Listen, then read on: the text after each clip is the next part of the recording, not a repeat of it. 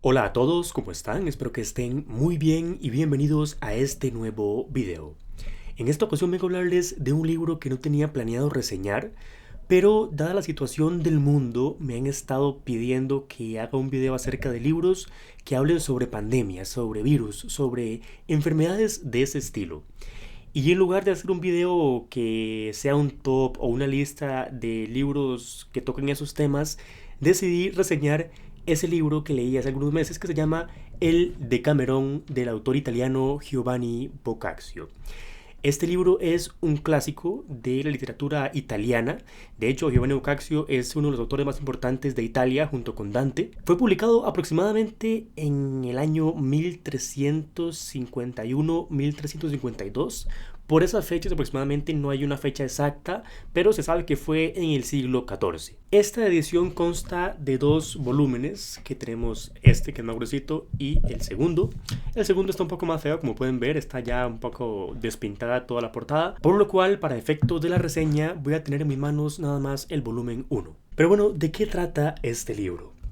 Esta historia nos cuenta acerca de un grupo de jóvenes que están en la época de la peste negra. Por esta razón es por la que se habla mucho actualmente del Decamerón en estos días, porque hay semejanzas entre la peste negra y el coronavirus, obviamente no en el sentido de la mortalidad ni mucho menos, porque es una diferencia abismal, pero sí en el hecho de que hay que estar como distanciados de toda la gente, en cuarentena, y que hay miles y miles de personas afectadas por la enfermedad. Pero tengan claro sí que entre la peste negra y el coronavirus hay una diferencia abismal. Pero bueno, en esta historia nos cuenta acerca de un grupo de jóvenes que vive en este contexto y decide irse a un lugar alejado mientras pasa todo este caos de la enfermedad. Y en ese lugar se proponen quedarse 2 semanas aproximadamente, en la cual cada uno de los días se van a dedicar a contar historias, a contar cuentos. Son 3 hombres y 7 mujeres y cada uno va contando un cuento. O sea, terminó el que estaba aquí y sigue el que estaba a la izquierda y el que estaba a su izquierda y a su izquierda y a su izquierda y a su izquierda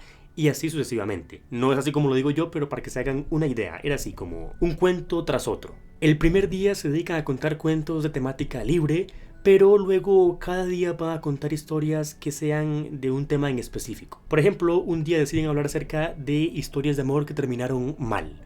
Otro día de historias de amor que terminaron bien. Otro día acerca de gente que se encontraba, por ejemplo, en un aprieto, pero al final logra salir de su problema y seguir adelante. Y cosas por el estilo. Cabe destacar también que este libro fue prohibido durante la Inquisición por la Iglesia Católica porque consideraba que tenía partes inaceptables, errores garrafales. También como dato curioso está el hecho de que algunos de los cuentos que salen aquí no fueron creados por Boccaccio, sino que eran cuentos que se transmitían de forma oral hace muchos, pero muchos siglos, y que los pueblos y las comunidades iban recordando, y fue este autor quien los escribió en papel y los registró formalmente. Pero no todo lo que viene aquí lo creó él, sino que eran historias ya o leyendas o parábolas que iban flotando ahí por entre comunidad y comunidad, que al final terminaron recopiladas acá. Lo cual no es nada extraño porque actualmente y a lo largo de toda la historia esa es la manera en la que los cuentos pasan de generación en generación hasta que alguien decide inspirarse en ellos o ya de paso escribirlos igual en papel. Ahora bien, ¿qué fue lo que me gustó de este libro? Creo que lo mejor es que nos transporta a una época remota, a un mundo completamente distinto al nuestro, pero que aún así guarda algunas similitudes como lo que vemos que está pasando ahora. Que pese a todos los años que han pasado, pese a la tecnología de la que disponemos ahora, una enfermedad puede ponernos en cuarentena y puede obligarnos a concentrarnos en otras cosas como lo son los cuentos, las historias o el entretenimiento en general. Pero como decía, este libro tiene un valor histórico increíble. También pienso que la narrativa de este escritor es bastante bonita, está muy arreglada, muy adornada, es algo poética como lo solían ser los escritos más antiguos. Así que no es que este libro esté mal escrito y que simplemente vale porque fue escrito hace mucho tiempo. No, sino que también está bien narrado. Se nota que este autor tiene un talento para narrar contar historias, cuentos en este caso. Y debo admitir que al principio estaba un poco decepcionado porque los 3 primeros cuentos aproximadamente eran cosas que me desagradaron un poco porque hablaban nada más de temas como religiosos, de mensajes de la iglesia, de que al final lo que importaba era ser un buen creyente y confesar los pecados y ese tipo de cosas que me hacían sentir un poco incómodo porque no es lo que esperaba del libro. Pero luego de los primeros cuentos, las historias creo que se tornan mucho más interesantes.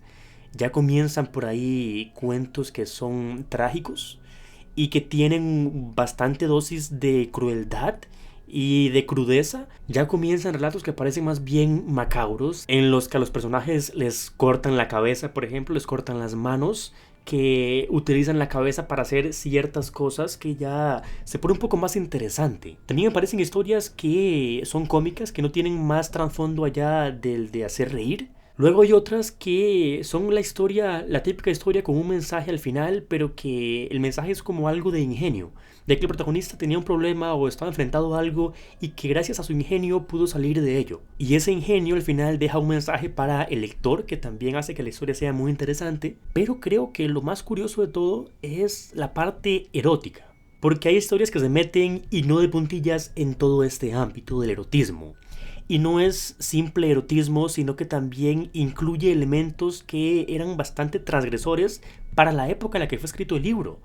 Por poner un ejemplo, una historia que fue de las que más recuerdo. El cuento se ubica en una especie de convento que está lleno de monjas, pero a ese lugar va a trabajar un hombre que es mudo, por lo tanto, obviamente, no puede hablar para decir nada. No puede contar ningún secreto, por lo cual de repente a unas monjas se les ocurre que ellas sentían como una especie de despertar sexual al estar cerca de esa persona, y al ser mudo ellas decidieron que no había riesgo alguno en el que él contara algo a la comandante de esas monjas o a alguien externo a ese convento. Entonces básicamente deciden utilizarlo sexualmente. Comienzan unas dos haciendo eso, una está con él y otra vigila la puerta, y luego se mezclan todas las del convento y al final es una locura total. Pero nada más les digo esto para que tengan una idea y también para que comprendan un poco por qué la iglesia decidió censurar esta obra.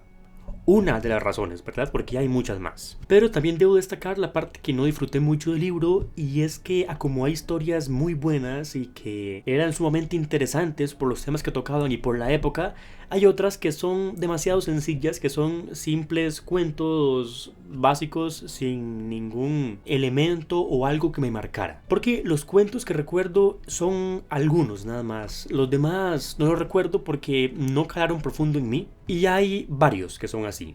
Y cuando ya hay 2 o 3 seguidos que no terminan de impactarme, se me hacía muy aburrido este libro y pensaba en dejar de leerlo, hasta que luego apareció una historia que sí era muy interesante, que sí la disfrutaba mucho, y ahí continuaba la lectura.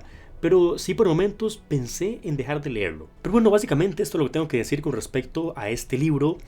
Viene bien si quieren conocer acerca de qué hacía la gente en tiempos en los que debían quedarse apartados del mundo exterior, cómo se vivía una plaga antes y cómo se vive ahora, si quieren comparar un poco.